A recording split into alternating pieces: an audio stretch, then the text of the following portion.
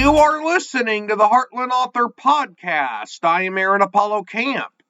For today's episode, I had the opportunity to interview Roger Butts. Roger is a Unitarian Universalist Christian minister and the author of Seeds of Devotion, Weekly Contemplations on Faith.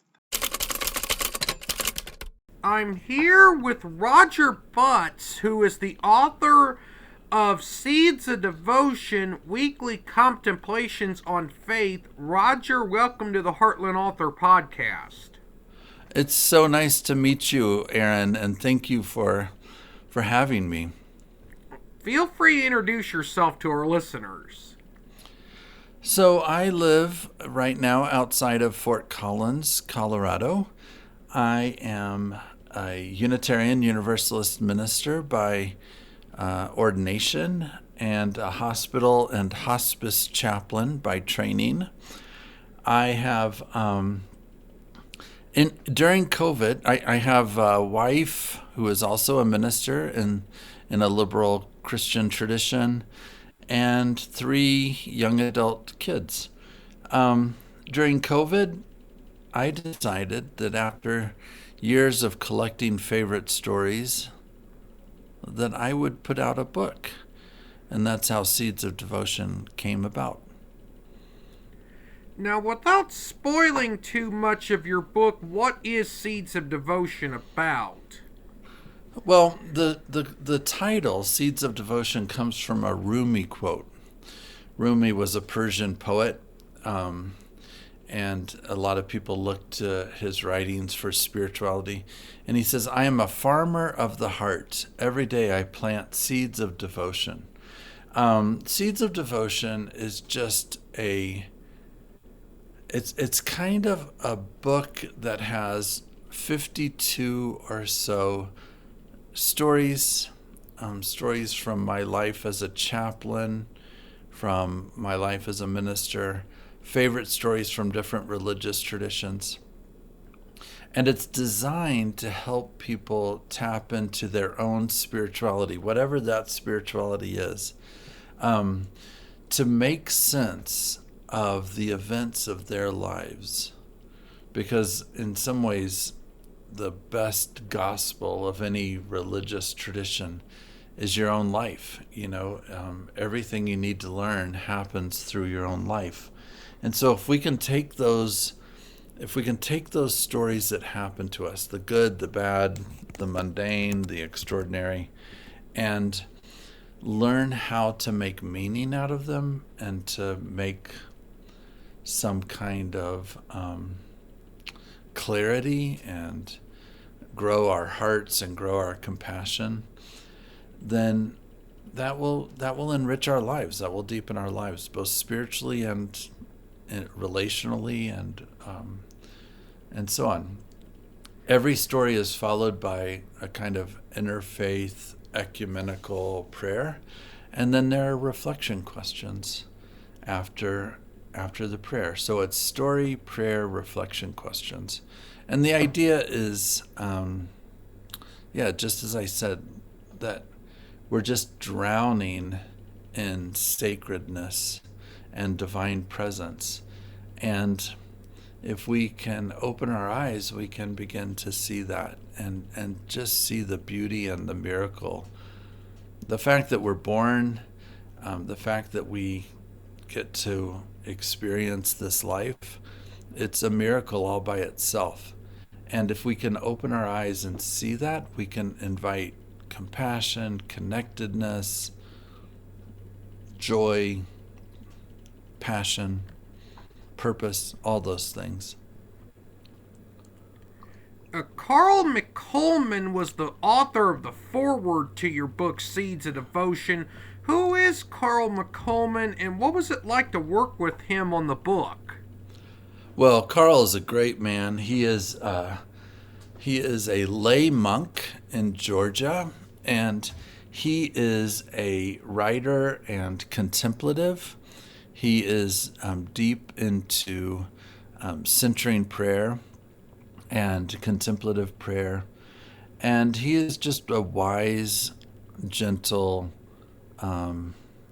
mystic, I guess you would say. He just wrote a book called The Big Book of Christian Mysticism. Um, and he's just a good friend and a good man, and he wrote a very nice foreword to the book. And I love Carl a lot, and I would recommend anybody who is on a spiritual journey. He's been pagan and Catholic and mystical, and he's been all over the place. And he is really connected to divine presence. I would recommend his books to anybody. It was a joy to work with him. Now, as I understand it, there's some anthologies that some of your prayers have been published in. Is that correct? Yes, I have some prayers. I what I like to do is write prayers a lot. As a hospital chaplain, I like to write prayers, and I like the prayers to be as broad and inclusive as possible. So I've been in a number of anthologies around. I've been in one anthology called Shelter in This Place that was trying to make sense of COVID and being involved in COVID. I've been in a couple of meditation manuals and anthologies of one called Conversations with the Sacred, just a variety of people from different perspectives, submitting prayers on how they talk with the sacred. So I enjoy that very much, yeah. Now, is your book Seeds of Devotion, is that self-published, traditionally published, or a hybrid publish? I guess it was a hybrid. It's a friend of mine has a publishing house, Grace Point Press, and they they're a publisher that sometimes acts as a traditional publisher and sometimes acts as kind of almost like a self-publishing house. But they took my book as they were looking to expand into more interfaith kind of work. They do a lot of things around sort of, I don't know how you would call it, but like human design, self help, and I think they took my book as a way to get into more traditional religious thought, and so I was very fortunate that they picked up my book, and very grateful for the guidance they gave me. It's called Grace Point. It's based in Colorado Springs. Do you plan on writing more books? Yeah, I have another one in the works. It's a book that I'm writing with 18 or 20 friends and colleagues, and it's called Praying the Poets. It's a book about using poetry, whether we're spiritual or religious or not religious or what have you, whatever our journey is on. It's a book about using poetry as a way to pay attention, wake up, be more connected to the earth and to ourselves and to our loved ones.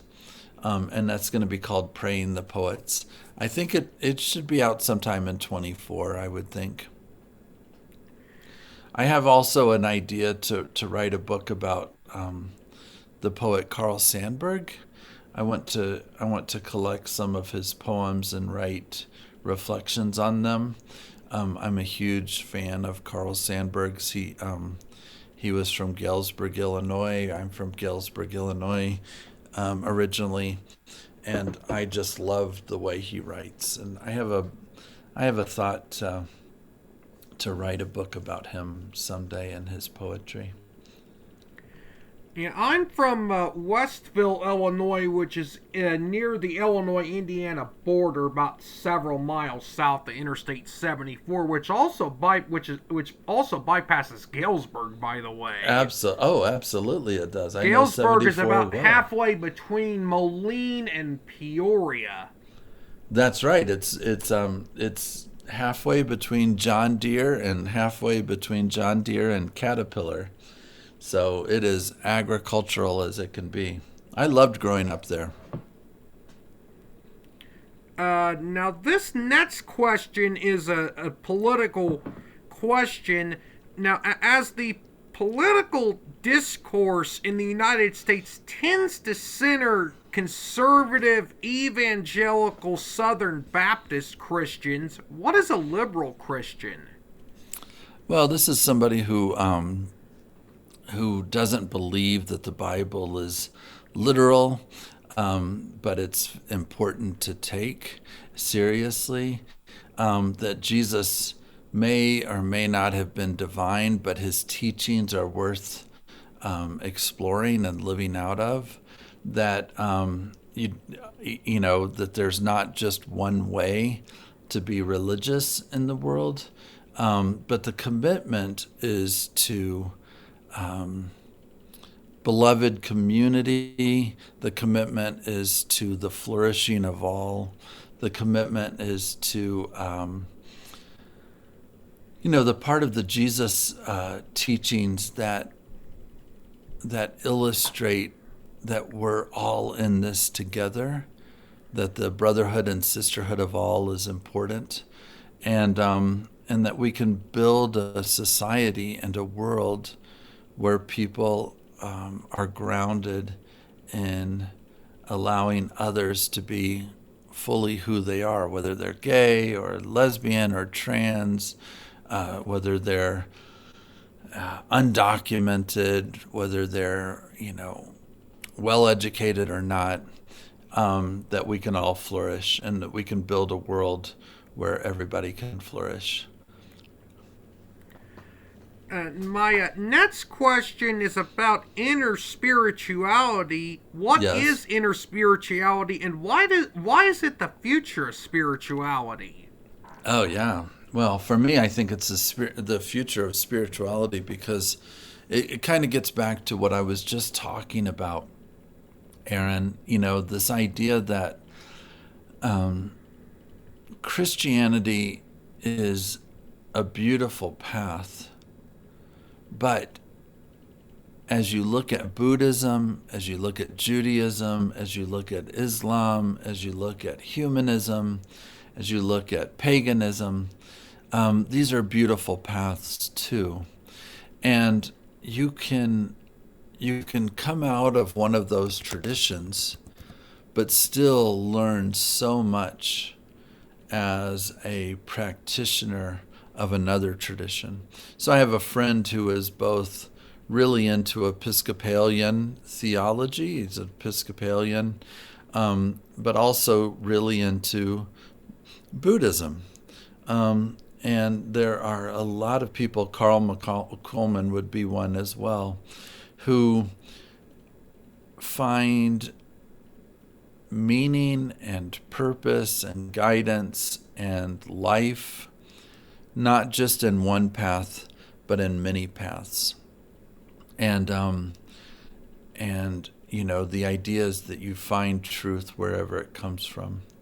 And so I can be both a liberal Christian and sit with a Buddhist Sangha and learn from that tradition.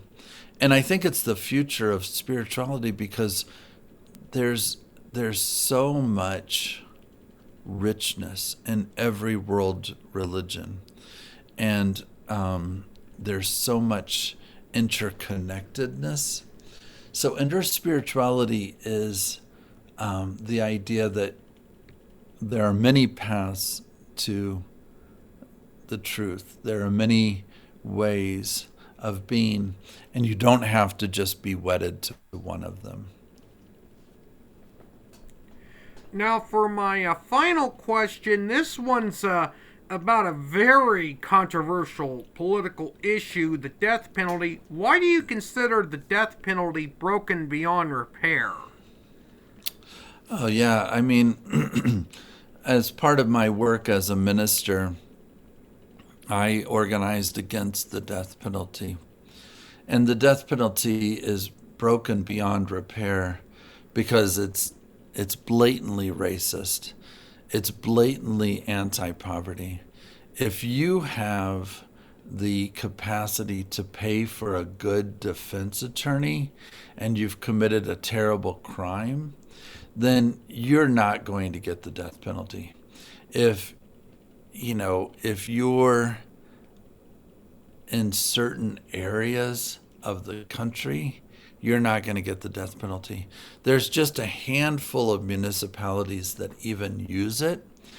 And and so it's unfair on its face.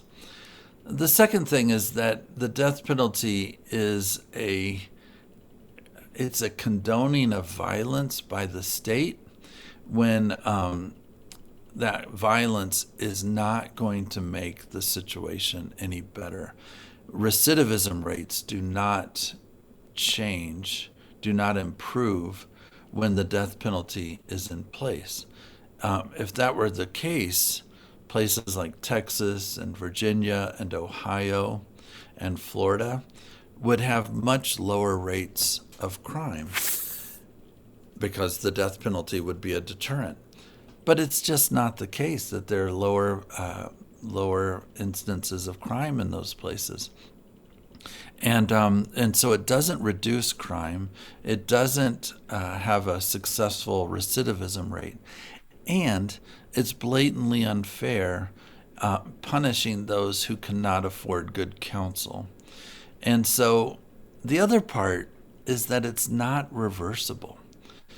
There have been so many, hundreds of cases of falsely imprisoning and putting to death and putting on death row those who later were determined to be innocent. So it's a final, non-reversible punishment. And if you get it wrong, you can't take it back. The other thing is that it's cruel and unusual. Every European democracy has outlawed it, and the United States, for whatever reason, continues to pursue it and use it.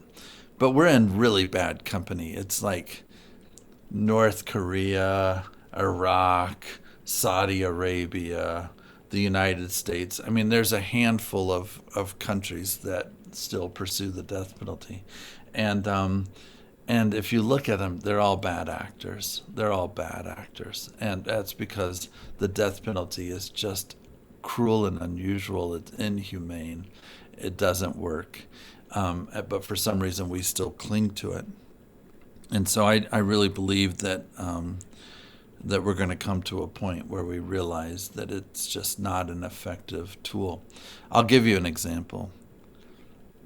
In Colorado, where until recently the death penalty was on the books, not very well used, but on the books still. In Colorado, there were 3 people on death row. They all came from the same county. They all went to the same high school. And there were horrible, horrible crimes being committed in Colorado that did not get the death penalty. But these 3 people on death row, they were from the same place. And so even in the state of Colorado, there wasn't an even, equitable distribution of the death penalty. But rather, there was one county that was using it, and all the other counties weren't. And it just didn't make any sense. Finally, we got rid of it in Colorado, and I'm very proud of that. But there's just a handful of municipalities around the country that use it, and those places are not safer than other places.